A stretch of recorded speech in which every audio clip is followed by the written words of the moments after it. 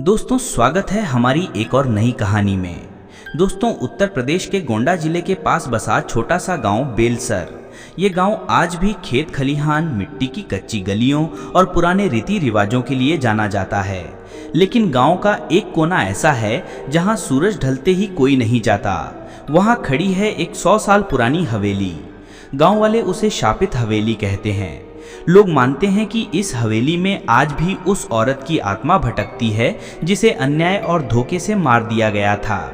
गांव के बुजुर्ग कहते हैं, बेटा इस हवेली की नींव खून से भीगी है, इसीलिए इसकी दीवारें अब तक रोती हैं। दोस्तों सन 1920 के आसपास ये हवेली बनी थी। इसके मालिक थे जमींदार रघुनाथ सिंह। बहुत धनवान थे लेकिन उतने ही क्रूर भी।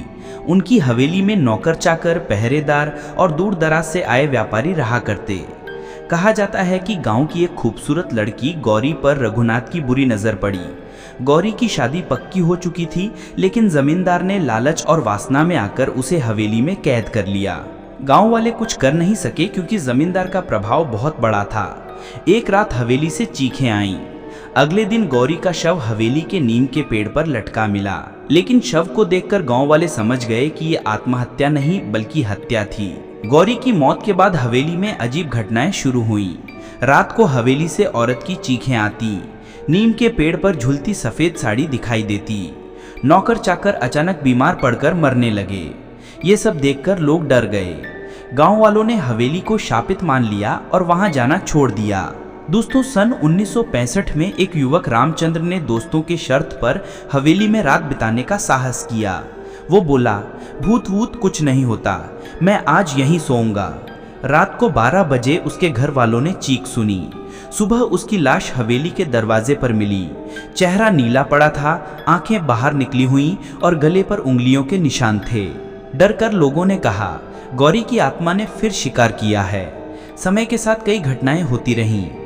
1978 में खेत से लौटते 2 किसान हवेली के पास से गुजरे और दोबारा कभी घर नहीं लौटे।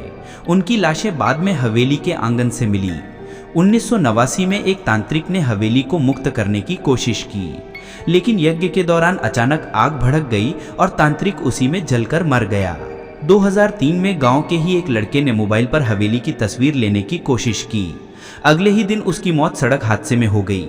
गांव वालों ने तय कर लिया कि हवेली के पास जाने का मतलब मौत को न्योता देना है। दोस्तों 2011 में शहर से कुछ कॉलेज स्टूडेंट्स रिसर्च के लिए आए। उनका मानना था कि ये सब अंधविश्वास है। उन्होंने रात को कैमरा लगाकर हवेली की शूटिंग शुरू की। पहली रात सब सामान्य रहा, लेकिन दूसरी रात कैमरे में एक भयानक दृश्य कैद हुआ।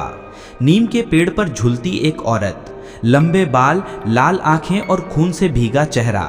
कैमरे के पास खड़ा एक स्टूडेंट बेहोश हो गया। अगले दिन वो पागलपन की हालत में मिला। आज तक उसका इलाज चल रहा है।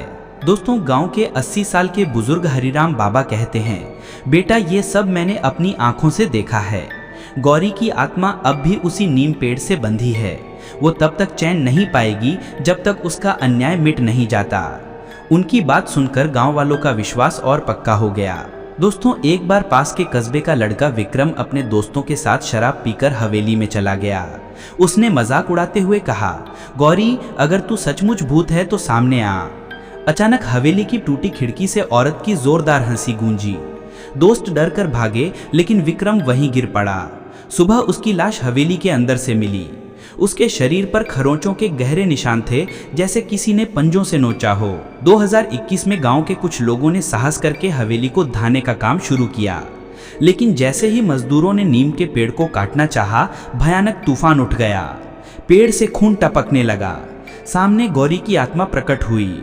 ये हवेली मेरी है, कोई इसे नष्ट नहीं कर सकता। मजदूर बेहोश होकर गिर पड़े। गांव वालों ने काम रोक दिया और कसम खाई कि अब कभी हवेली को छेड़ा नहीं जाएगा। दोस्तों आज भी बेलसर गांव की यह हवेली खंडहर बनकर खड़ी है। लोग कहते हैं रात को वहां से औरत की चीखें सुनाई देती हैं। कई बार राहगीरों ने हवेली की टूटी खिड़कियों से झांकती लाल आंखें देखी हैं। गांव वाले मानते हैं कि गौरी की आत्मा आज भी वहां भटक रही है और वो दिन कभी नहीं आएगा जब उसे शांति मिलेगी। दोस्तों ये कहानी किसी फिल्मी कल्पना जैसी नहीं बल्कि गांव के बुजुर्गों के बयानों और हुई घटनाओं पर आधारित है। अन्याय का दर्द आत्मा को भी चैन नहीं लेने देता। हवेली आज भी खड़ी है, लेकिन गांव वाले उससे कोसों दूर रहते हैं।